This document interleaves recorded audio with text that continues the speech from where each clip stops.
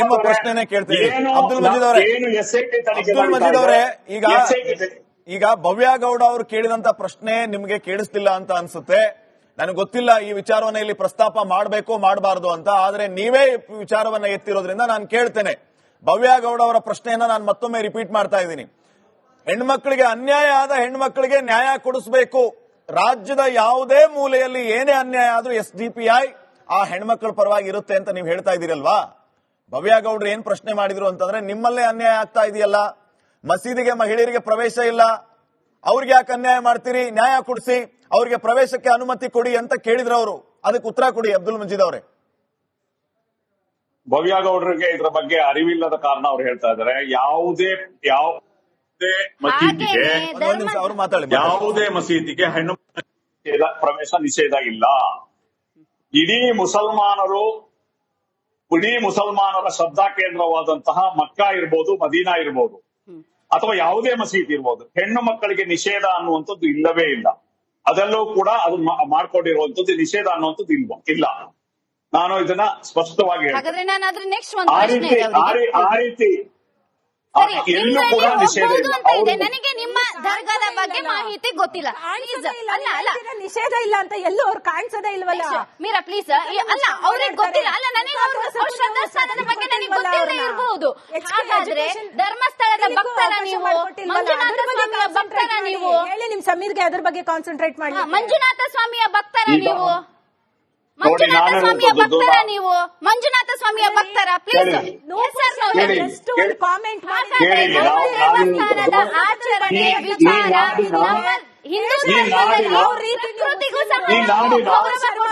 ಪ್ರಕೃತಿಯನ್ನ ದೇವಿ ಅಂತ ಕರೀತೇವೆ, ನೀರಿಗೆ ಗಂಗಾ ಮಾತೆ ಅಂತ ಹೇಳ್ತೇವೆ. ನೀವು ಶ್ರದ್ಧಾ ಭಕ್ತಿಯಿಂದ ನಾವು ಪೂಜಿಸ್ತೇವೆ. ಅಗತ್ಯ ಇಲ್ಲ ಇದರ ಬಗ್ಗೆ. ಈಗ ನೋಡಿ, ಚರ್ಚೆ ಎಲ್ಲೋ ಬೇರೆ ಕಡೆ ಪ್ರಶ್ನೆ ಕೇಳಿತಾನೆ. ನೀವೇ ಹೇಳಿದ್ರಿ ಮಹಿಳೆಯರಿಗೆ ಪ್ರವೇಶ ಇದೆ, ನನಗೆ ಗೊತ್ತಿಲ್ಲ. ಹಾಗಾದ್ರೆ ನೀವು ಮಂಜುನಾಥ ಸ್ವಾಮಿ ಭಕ್ತರ? ನಾನಲ್ಲ, ನಾನು ಖಂಡಿತ ದರ್ಗಾ ಅಥವಾ ಮಸೀದಿಗೆ ನಾನು ಹೋಗಲ್ಲ, ನನಗೆ ಅದ್ರ ಬಗ್ಗೆ ಗೊತ್ತಿಲ್ಲ. ಸರಿ, ಹಾಗಾದ್ರೆ ನೀವು ಧರ್ಮಸ್ಥಳಕ್ಕೆ ಬಂದಿದ್ದೀರಾ? ದೇವಸ್ಥಾನದ ಒಳಗೆ ಹೋಗಿದ್ದೀರಾ? ದೇವಸ್ಥಾನದಲ್ಲಿ ಹೇಗೆ ನಿಮ್ಮ ಅಬ್ದುಲ್ ಮಜೀದ್ ಇವರ ಪ್ರಶ್ನೆ ಏನು ಅಂತಂದ್ರೆ, ಧರ್ಮಸ್ಥಳ ಕ್ಷೇತ್ರದ ಬಗ್ಗೆ SDPIಗೆ ಇಂಟ್ರೆಸ್ಟ್ ಯಾಕೆ?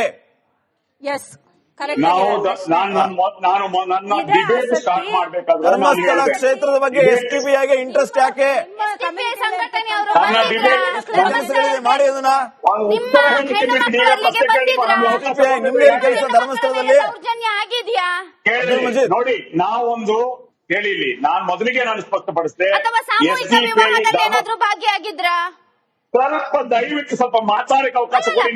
ನೀವೇ ಪ್ರಶ್ನೆ ಕೇಳೋದು, ನೀವೇ ಮಾತಾಡೋದಾದ್ರೆ ಉತ್ತರ ಕೊಡಿ. ಮತ್ತೆ ನೀವು ಬಿಟ್ಟು ನಾನು ಹೇಳುವಂತದ್ದು, ನಾನು ಮೊಟ್ಟ ಮೊದಲಿಗೆ ಸ್ಪಷ್ಟಪಡಿಸ್ತೇನೆ, ಧರ್ಮಸ್ಥಳದ ಬಗ್ಗೆ ಆಗ್ಲಿ, ಅಲ್ಲಿರುವಂತ ಯಾವುದೇ ಪದಾಧಿಕಾರಿಗಳ ಬಗ್ಗೆ ನಾವು SDPI ಆರೋಪ ಮಾಡಿಲ್ಲ, ಆರೋಪ ಮಾಡೋದು ಇಲ್ಲ. ಅದು ನಮ್ಮ ಕೆಲಸ ಅಲ್ಲ. ನಮಗೆ ಎಲ್ಲಾದ್ರೂ ಅಸಹಜ ಘಟನೆಗಳು ನಡೆದಂತ ಸಂದರ್ಭದಲ್ಲಿ ಅದಕ್ಕೆ ನ್ಯಾಯ ಸಿಗ್ಬೇಕು, ತಪ್ಪಿತಸ್ಥ ಯಾರು ಗೊತ್ತಾಗಬೇಕು, ಇಷ್ಟೇ. ನಾವು ಯಾವತ್ತೂ ಆರೋಪ ಮಾಡಿಲ್ಲ. ಮೊದಲಿನ ದಿನವೂ ನಾವು ಅದನ್ನ ಹೇಳಿದ್ದೀವಿ, ಇವತ್ತು ನಾವು ಅದನ್ನ ಹೇಳ್ತೇವೆ. ಇನ್ನು ಧರ್ಮಸ್ಥಳ ಕೆಜೆಹಳ್ಳಿ ಗಲಾಟೆ ಬಗ್ಗೆ ಹೇಳಕ್ ಹೇಳ್ರಿ. ಕೆಜೆಹಳ್ಳಿ ಗಲಾಟೆ ಆಯ್ತಲ್ಲ, ಅಲ್ಲಿ ಬಂದು ಧ್ವನಿ ಎತ್ತಬೇಕಾಗಿತ್ತು ಅಬ್ದುಲ್ ಮಜೀದ್ ಅವರೇ. ನೀವು ಕೆಜೆಹಳ್ಳಿ ಗಲಾಟೆ ಆಯ್ತು, ಹುಬ್ಬಳ್ಳಿಯಲ್ಲಿ ಗಲಾಟೆ ಆಯ್ತು, ಈ ರೀತಿ ಮಾಡ್ಬೇಡಿ ಅಂತ ಕರೆ ಕೊಟ್ರ ನೀವು? ಸುಮ್ನೆ ಮಾತಾಡ್ತಿರಲ್ಲ, ನಾವು ಕೇಳ್ಕೊಂಡ್ ಕೂರ್ಬೇಕಾ ನೀವು ಹೇಳ್ತೀರಿ ಅಂತ? ನಾನು ಕಂಪ್ಲೀಟ್ ಆಗೋರ್ಗು ಕೊಡಿ. ಈ ನಾಡಿನ ಎಲ್ಲಾ ದೇವಾಲಯಗಳಿರ್ಬೋದು, ಮಸೀದಿಗಳು, ಎಲ್ಲದರ ಬಗ್ಗೆ ನಮಗೆ ಗೌರವ ಇದೆ. ಅಲ್ಲಿ ಅದು ಭಕ್ತಾದಿಗಳಿಗೆ ಸೇರಿದಂತದ್ದು, ಅದರ ಬಗ್ಗೆ ಯಾವುದೇ ಮಾತಿಲ್ಲ. ಆ ಗೌರವ ನಮಗಿದೆ. ಆ ಗೌರವನ್ನ ಎಲ್ಲಾ ಗುಡಿ ಇರ್ಬೋದು. ಈ ಚಿನ್ನಯ್ಯನಿಗೆ, ಈ ಮಾಸ್ಕ್ ಮ್ಯಾನ್ಗೆ ಉಗ್ರ ಸಂಘಟನೆ, ನಿಷೇಧಿತ ಉಗ್ರ ಸಂಘಟನೆ ಜೊತೆ ಲಿಂಕ್ ಇತ್ತು. ಆತ ಅದೇ ಶಿಬಿರದಲ್ಲಿ ವಾಸ ಇದ್ದ. ಆತನನ್ನ ಈ ಗ್ಯಾಂಗ್ ಎಳ್ಕೊಂಡ್ ಬಂತು. ಇದರೆಲ್ಲ ಹಿಂದೆ ಏನು ಉದ್ದೇಶ ಇತ್ತು, ಏನ್ ಷಡ್ಯಂತ್ರ ಇತ್ತು? ಹೆಣ್ಮಕ್ಳಿಗೆ ನ್ಯಾಯ ಕೊಡಿಸ್ಬೇಕು ಅನ್ನೋರು ಎಲ್ಲೋ ಇದ್ದವನನ್ನ ಎಳ್ಕೊಂಡ್ ಬರುವಂತ ಅಗತ್ಯ ಏನಿತ್ತಾಗಿದ್ರೆ? ನಿಮ್ಮ ಹತ್ರ ದಾಖಲೆ ಇದ್ರೆ ನೇರವಾಗಿ ದಾಖಲೆ ಕೊಟ್ಟು ಬಿದ್ರೆ ಮುಗಿದೋಗಿರೋದಪ್ಪ. ತನಿಖೆ ನಡೀತಾ ಇದೆ.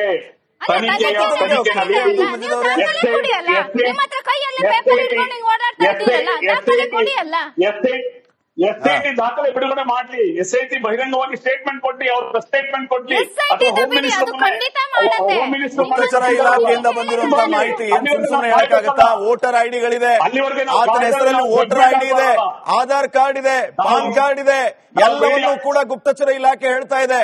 ಏನ್ ನಾವು ಸೃಷ್ಟಿ ಮಾಡ್ಕೊಂಡು ಹೇಳೋದ ಸಮೀರನ್ ತರ? ನಾವು ಮೀಡಿಯಾ ಟ್ರಯಲ್ ಮಾಡೋ ಅವಶ್ಯಕತೆ ಇಲ್ಲ. ಇದು ಮೀಡಿಯಾ ಟ್ರಯಲ್ ಅಲ್ಲ, ಎಲ್ಲವೂ ಕಣ್ಣೆದುರುಗಡೆ ಇದೆ. ಅಬ್ದುಲ್ ಮಜೀದ್ ಅವರೇ, ಗುಪ್ತಚರ ಇಲಾಖೆ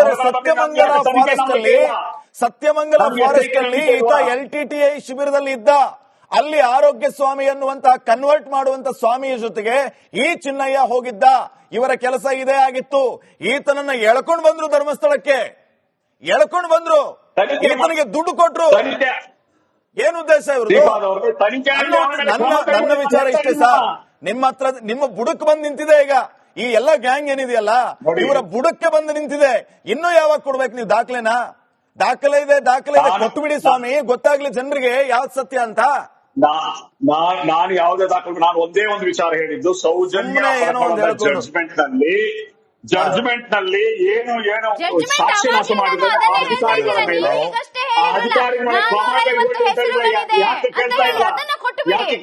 ಜಡ್ಜ್ಮೆಂಟ್ ಬಗ್ಗೆ ಮತ್ತೆ ನಾವು ಸಹ ಜಡ್ಜ್ಮೆಂಟ್ 450 ಹೆಣ್ಣು ಮಕ್ಕಳು ಅಂತ ಹೇಳಿದಿರಾ. SDPI ರಾಜ್ಯಾಧ್ಯಕ್ಷರು ಹೇಳಿದ್ದಾರೆ 450 ಹೆಣ್ಣು ಮಕ್ಕಳ ಅತ್ಯಾಚಾರ ಧರ್ಮಸ್ಥಳದಲ್ಲಿ ಆಗಿದೆ ಅಂತ ನೀವೇ ಹೇಳಿದ್ದೀರಾ ಪ್ರಾರಂಭದಲ್ಲಿ. ದಿನೇಶ್ ಸರ್ ಮಾತಾಡ್ಬೇಕು ಅಂತ ಬಯಸ್ತಾ ಇದ್ದಾರೆ. ಒಂದ್ ನಿಮಿಷ ದಿನೇಶ್ ಸರ್ ಏನೋ ಮಾತಾಡ್ಬೇಕು ಅಂತ. ಹೌದು ನೋಡಿ, ಈಗ ಐ ಥಿಂಕ್ ಸ್ವಲ್ಪ ನಾವು ನಿಮ್ಮ ಮೇನ್ ಟಾಪಿಕ್ ಇಂದ ಸ್ವಲ್ಪ ಡಿವಿಯೇಟ್ ಆಗ್ತಾ ಇದೆ ಅಂತ ನನಗನ್ಸಿಕೆ. ಸೊ ಎಲ್ಲದಕ್ಕಿಂತ ಒಂದು ಕ್ಲಾರಿಫಿಕೇಶನ್ ಕೊಡ್ಬೇಕಂತಿದೀನಿ. ಈ ಅಸಹಜ ಸಾವು ಬಗ್ಗೆ ಉಲ್ಲೇಖ ಮಾಡ್ತಿದ್ರು ನೋಡಿ. ಅಸಹಜ ಸಾವು ಬಗ್ಗೆ ನಾವು ತುಂಬಾ ಆತಂಕ ಪಡಬೇಕಾಗಿಲ್ಲ. ಆಮೇಲೆ ಇದು ಯಾವ್ದು ಒಂದು ದೊಡ್ಡ ಅನಾಹುತನೂ ಅಲ್ಲ. ಯಾಕೆ ಅಂತ ಹೇಳ್ತೀನಿ. ನಾವು ಅಸಹಜ ಸಾವು ಯಾವ್ದಕ್ಕೆ ಹೇಳ್ತೀವಿ ಅಂದ್ರೆ, ಯಾವುದೇ ಸಾವುಗೆ ಡಾಕ್ಟರ್ ಇದಕ್ಕೆ ಹೇಗೆ ಸತ್ತ ಅಂತ ನಮಗೆ ಗೊತ್ತಿಲ್ಲದೆ ಅಂತ ಸರ್ಟಿಫಿಕೇಟ್ ಕೊಡದೇ ಇದ್ದಾಗ ಅದಕ್ಕೆ ನಾವು ಅಸಹಜ ಸಾವು ಅಂತೀವಿ. ಅಂದ್ರೆ ಅದು ಆಕ್ಸಿಡೆಂಟ್ ಆಗಿರ್ಬೋದು, ಸೂಸೈಡ್ ಆಗಿರ್ಬೋದು, ಮರ್ಡರ್ ಆಗಿರ್ಬೋದು. ಅಷ್ಟೇ ಅಲ್ಲ, ಬೇರೆ ತುಂಬಾ ಕೊಳ್ತಿರ್ತಕ್ಕಂಥ ಶವ ಅದು ಹೇಗ್ ಸತ್ತಿದ್ದಾನೆ ಅಂತ ಗೊತ್ತಾಗೋದಿಲ್ಲ, ಅದಕ್ಕೂ ನಾವು ಅಸಹಜ ಸಾವು ಅಂತ ಹೇಳ್ತೀವಿ. ಸೊ ಅಸಹಜ ಸಾವು ಯಾಕೆ ಹೇಳ್ತಾ ಇದ್ದೀನಿ ಅಂದ್ರೆ, ಫಾರ್ ಎಕ್ಸಾಂಪಲ್ ಈಗ ಬೆಂಗಳೂರಿನಲ್ಲಿ ನಾನ್ ಮಾಡ್ತಿರ್ತಕ್ಕಂಥ ಸುಮಾರು ವರ್ಷಗಳ ಹಿಂದೆ ಮಾಡ್ತಿರ್ತಕ್ಕಂಥ ಜಾಗದಲ್ಲಿ ಕೆಲಸದಲ್ಲಿ ತಿಂಗಳಿಗೆ ಒಂದು 10 ರಿಂದ 12 ಅಸಹಜ ಸಾವುಗಳು ನಮಗ್ ಸಿಕ್ತಿತ್ತು. ಅಂದ್ರೆ ವರ್ಷಕ್ಕೆ ಎಷ್ಟು ಅಂತ ನೀವು ಯೋಚನೆ ಮಾಡಿ. ಬೆಂಗಳೂರಲ್ಲಿ 700 ರಿಂದ 1,000 ಅಸಹಜ ಸಾವುಗಳು ವರ್ಷಕ್ಕೆ ಸಿಗ್ತದೆ. ಅಂದ ಮಾತ್ರಕ್ಕೆ ಇದು ಮರ್ಡರ್ಗಳು, ಇದು ರೇಪ್ಗಳು ಅಂತ ಹೇಳೋದು ದೊಡ್ಡ ತಪ್ಪು. That is number 1. ಆಮೇಲೆ ಎಲ್ಲದಲ್ಲಿ ಈಗ ನಾವು ಮಾತಾಡ್ತಿರೋದು ಏನಂದ್ರೆ ಷಡ್ಯಂತ್ರದ ಬಗ್ಗೆ. ಷಡ್ಯಂತ್ರ ಏನಂದ್ರೆ, ಇವರು ಈ ಮಾಧ್ಯಮಗಳು, ಈ ಯೂಟ್ಯೂಬ್ಗಳಲ್ಲಿ ಯೂಟ್ಯೂಬರ್ ಸೋ ಕಾಲ್ಡ್ ಇನ್ಫ್ಲೂಯೆನ್ಸರ್ಸ್ ಅವರ ಹೇಳೋ ನರೇಟಿವ್ ಸ್ವಲ್ಪ ಅಬ್ಸರ್ವ್ ಮಾಡಿ. ಸಾವಿರಾರು ರೇಪ್ ಆಗಿದೆ, ಸಾವಿರಾರು ಮರ್ಡರ್ ಆಗಿದೆ, ಧರ್ಮಸ್ಥಳಕ್ಕೆ ಹೋದ್ರೆ ರೇಪ್ ಆಗ್ತಾರೆ, ಇದೊಂದು ನೆರೆಟಿವ್ ಕ್ರಿಯೇಟ್ ಮಾಡಿದ್ದಾರೆ. ಆನ್ ದ ಕಾಂಟ್ರರಿ, ಯಾವುದೇ ಸ್ಟೇಷನ್ ಅಲ್ಲೂ ರೇಪ್ ರೆಕಾರ್ಡ್ ಆಗಿಲ್ಲ, ಯಾವುದೇ ಸ್ಟೇಷನ್ ಅಲ್ಲಿ ಮರ್ಡರ್ ರೆಕಾರ್ಡ್ ಆಗಿಲ್ಲ. ಆದ್ರೂ ಈ ರೀತಿ ಹೇಳಕ್ ಬಿಟ್ಟವ್ರು ಯಾರು, ಇವ್ರಿಗೆ ಹೇಳಕ್ ಮಾಡಿದವ್ರು ಯಾರು, ಇದಕ್ಕೆ ಫೈನಾನ್ಸ್ ಮಾಡಿದವ್ರು ಯಾರು, ಅದ್ರ ಬಗ್ಗೆ ನಾವು ಚರ್ಚೆ ಮಾಡಬೇಕು. ಎಲ್ಲದಕ್ಕಿಂತ ಒಂದು ಮಾವುತನ ಕೊಲೆ ಆಗಿದೆ, ನಿಜ, ಅದು FIR ಆಗಿದೆ, ತನಿಖೆ ನಡೀತಾ ಇದೆ. ಆಮೇಲೆ ಇನ್ನೊಂದು ಪದ್ಮಲತಾ ಅಂತ ಹೇಳ್ತಾರೆ, ಅದು FIR ಆಗಿದೆ, ಅದು ತನಿಖೆ ನಡೀತಿದೆ. ಸೌಜನ್ಯ ಅದು ತನಿಖೆ ಆಗಿದೆ, ಜಡ್ಜ್ಮೆಂಟ್ ಬಂದಿದೆ. ಈ ಜಡ್ಜ್ಮೆಂಟ್ ಬಂದ ಮೇಲೆ ಅದನ್ನ ವಿಶ್ಲೇಷಣೆ ಮಾಡೋದು ಎಷ್ಟು ಮಟ್ಟಿಗೆ ಸರಿ? ಅಲ್ಲದೆ ಪುರಾವೆಗಳಿದ್ರೆ ಈಗಲೂ ಸಹ ಕೊಡಬಹುದು. ನಮಗೆ ಈಗ ಕಾನ್ಸ್ಪಿರಸಿ ಅಂತ ಯಾಕೆ ಬಂದಿದ್ವು ಅಂದ್ರೆ, who are this people, who are this influencers, ಈ ತರ ಇಲ್ಲದೆ ಇರತಕ್ಕಂತ ಅನ್ರಿಜಿಸ್ಟರ್ಡ್ ಕೇಸಸ್. ಅಂಡ್ ಈಗ ಯಾವ್ದು ಮರ್ಡರ್ ರಿಜಿಸ್ಟರ್ ಆಗಿಲ್ಲ, ಇದು ಇಷ್ಟು ರೇಪ್ ಗಳ ರಿಜಿಸ್ಟರ್ ಆಗಿಲ್ಲ. Then how are they establishing without evidences and witnesses? ಇದಕ್ಕೆ ಕಾರಣ ಏನು? ಎಲ್ಲದಕ್ಕಿಂತ ಇಂಪಾರ್ಟೆಂಟ್, ಅಕ್ಯೂಸ್ 1, A1, A2 ಅಂತಾನು ಹೇಳ್ತಾ ಇದ್ದಾರೆ. ಯಾವ ಆಧಾರದ ಮೇಲೆ ಹೇಳ್ತಿದ್ದಾರೆ? ಇದಕ್ಕೆ ಹೇಳಕ್ ಬಿಟ್ಟವ್ರು ಯಾರು? ಈ ನರೇಟಿವ್ ಕ್ರಿಯೇಟ್ ಮಾಡಿದ್ ಯಾರು? ಇವ್ರು ಡೆಲ್ಲಿಗೆ ಹೋದ್ರು, ಆ ಮನುಷ್ಯನ ಭೇಟಿ ಮಾಡೋ ಉದ್ದೇಶ ಏನು? What is the reason beyond this ಅಂತ ಎತ್ತ ಕಾಣಿಸ್ತಾ ಇದೆ. ನೀವು ಇದನ್ನ ಎಕ್ಸ್ಪೋಸ್ ಮಾಡಿದ SIT ಅಲ್ಲ, ನೀವು ಮಾಧ್ಯಮಗಳು. ಸೊ ಇಷ್ಟೆಲ್ಲ ಇದ್ರ ಬಗ್ಗೆ ನಾವು ಚರ್ಚೆ ಮಾಡೋದು ಒಂದೇ ಅಲ್ಲ, ತನಿಖೆನೂ ಮಾಡಬೇಕು. ಇದನ್ನ ನಾವು ಈಗ ನೋಡಿ, ನಾವೀಗ ಇದನ್ನ ಷಡ್ಯಂತ್ರ ಚರ್ಚೆ ಮಾಡ್ಬೇಕಾದ್ರೆ we started discussing on Sowjanya. No, Sowjanya has already been judgement has been pass. ಈಗಲೂ ಎವಿಡೆನ್ಸ್ ಇದ್ರೆ they have a right to produce the evidences. ಅದು ಬಿಟ್ಟು ಅದಲ್ಲ. ಈಗ ನಾವು ಮಾತಾಡ್ತಿರೋದು ಷಡ್ಯಂತ್ರ. ಈಗ ಷಡ್ಯಂತ್ರ 22ನೇ ತಾರೀಕು ಆಗಸ್ಟ್ ನಲ್ಲಿ ಮಾಧ್ಯಮಗಳು ನೀವು ಎಕ್ಸ್ಪೋಸ್ ಮಾಡಿದ್ರಿ. SIT ಮಾಡಿರೋ ಉದ್ದೇಶ ಏನಿತ್ತು? ಈ ಅನಾಮಿಕನ ಮಾತು ಕೇಳ್ಕೊಂಡು ಅಗಿತಾ ಇದ್ರು ಬಾಡಿ, ಅಲ್ಲಿ ಸಿಗ್ಲಿಲ್ಲ. ಆದ್ಮೇಲೆ ನೀವು ಅವನ ಅನುಯಾಯಿಗಳನ್ನ ಹುಡುಕಿದಾಗ ಸತ್ಯ ಆಚೆ ಬಂತು. ಆ ಕಂಪ್ಲೇನೆಂಟ್ ಅನನ್ಯ ಭಟ್, ಸುಜಾತ ಭಟ್ ಅದು ಸುಳ್ಳು ಅಂತ ಗೊತ್ತಾಯ್ತು. ಹಲವು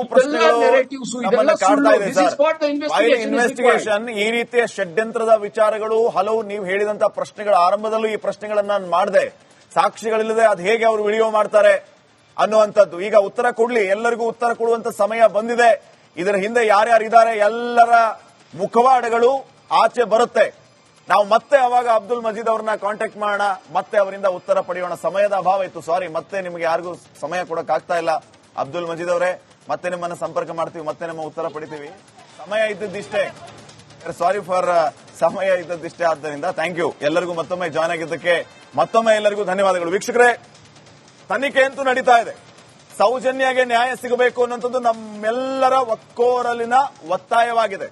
ಈ ಮಧ್ಯೆ ಧರ್ಮಸ್ಥಳವನ್ನ ಟಾರ್ಗೆಟ್ ಮಾಡಿಕೊಂಡು ಸುಖ ಸುಮ್ಮನೆ ಈ ಬುರುಡೆ ಗ್ಯಾಂಗ್ ಬುರುಡೆ ಬಿಡ್ತಾ ಹೋಗ್ತಾ ಇರುವಂತದ್ದು, ಅಂತವರಿಗೆ ಮಟ್ಟ ಹಾಕುವಂತ ಕೆಲಸ ಶೀಘ್ರದಲ್ಲೇ ಆಗಬೇಕು. ಇನ್ನ ದಾಖಲೆಗಳಿದೆ ಅಂತ ಹೇಳ್ತಿದಾರಲ್ಲ, ಆ ದಾಖಲೆ ಇದ್ದರೆ ಕೂಡಲೇ ಬಂದು ಕೊಡ್ಲಿ, ಅವಸರ ಮಾಡಬೇಡಿ.